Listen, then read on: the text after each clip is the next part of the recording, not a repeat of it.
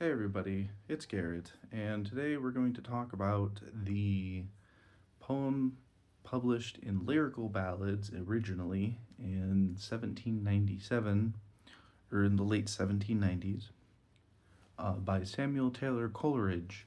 It was published alongside a lot of other lyrical ballads by William Wordsworth and maybe a few others by Samuel Taylor Coleridge, although I can't exactly recall what else he would have had in there.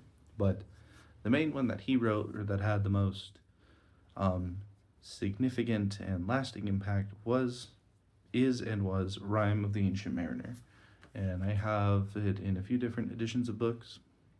This one is the Dover Thrift Edition.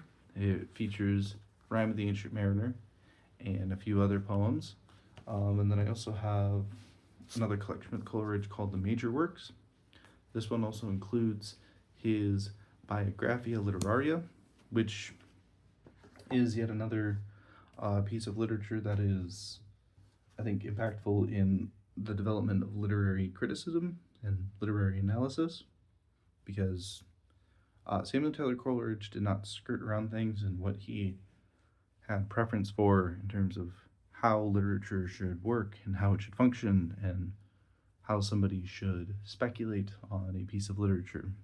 So anyways, so for this video, I'm just going to give some pointers for Rime the Ancient Mariner, and we will go from there. I'm not going to delve into summarizing the whole thing. I will give a short summary, and then we'll go over how to read the poem more easily. So the first thing I will say is that technically the poem isn't difficult to read. It's a lyrical ballad type of poem, so it's meant to be easily understood. It is meant to be sing-song in a way. And I mean, even the first, stanzas kind of show that, you know, it is an ancient mariner, and he stoppeth one of three. By thy long grey beard and glittering eye, now wherefore stopp'st thou me? The bridegroom's doors are open wide, and I am next of kin. The guests are met, the feast is set, mayst hear the merry din. And it kind of has this like sing-songy, rhymey, flowy feeling to it.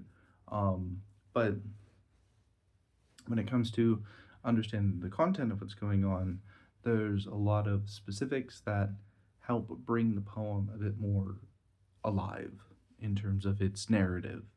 And one of the things that helps is reading it and also reading the gloss that comes along with it, as well as the introductory argument that the poem has. And the introductory argument, it also has like a Latin thing on there. You can find translations of the Latin if you don't know how to read Latin. I don't. I would love to read Latin, but I don't.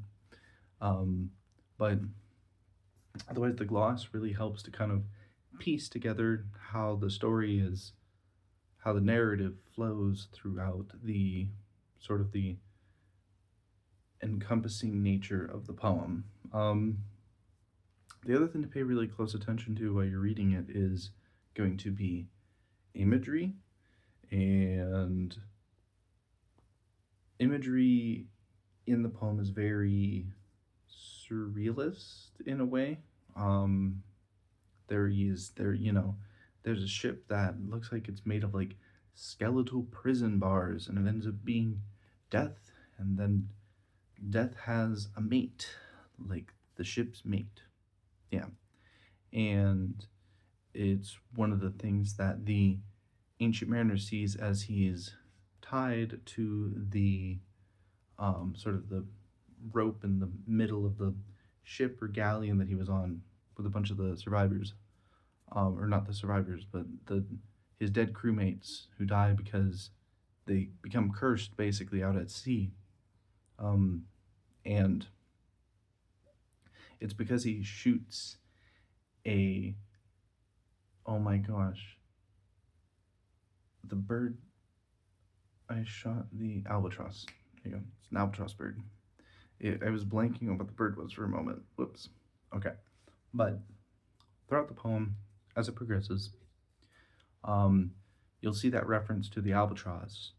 and it's hanging from the neck, and it's almost like a representation of this heavy bearing weight of guilt, of shame.